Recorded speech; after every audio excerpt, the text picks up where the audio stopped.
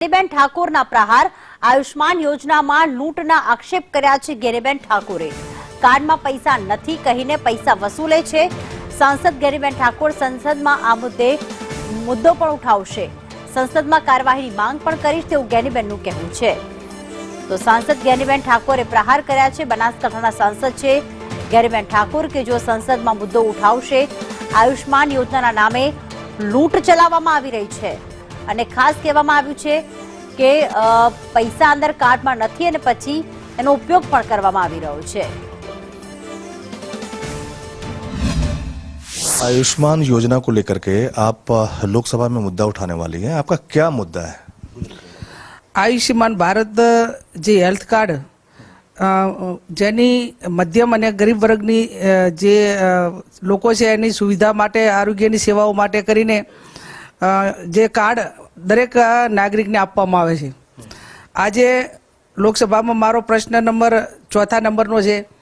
એમાં અનેક વખત અમારી સામે લોકોની ફરિયાદો આવી છે કે કોઈ પણ પેશન્ટને એડમિટ કરવાનું હોય ત્યારે જે આયુષ્યમાન ભારતને લગતી જે હોસ્પિટલો ઓથોરિટીવાળી છે ત્યાં દાખલ કરવામાં આવે અને દાખલ કર્યા પછી જે પણ દર્દી હોય એને એવું કહેવામાં આવે કે તમારું જે આયુષ્યમાન કાર્ડ છે એ હજુ એક્ટિવ થયું નથી અને કોઈ પણ ઓપરેશન હોય તો ઇમરજન્સી હોય છે એટલે હોસ્પિટલોવાળા દર્દીઓ પાસેથી પૈસા લઈને ઓપરેશન કરે છે। એટલે કહેવાનો અર્થ એ કે આયુષ્યમાન કાર્ડનો કોઈ અર્થ રહેતો નથી અને પણ ઘણા બધા ડૉક્ટરો અને ઘણી બધી હોસ્પિટલો એ પોતે પૈસા કમાવા માટે કરીને પણ જે પેશન્ટને ઓપરેશનની જરૂર નથી અને પરાણે ઓપરેશન કરી નાખવામાં આવે છે અને ઘણા બધાનો એ પ્રકારનો જીવ પણ જાય છે।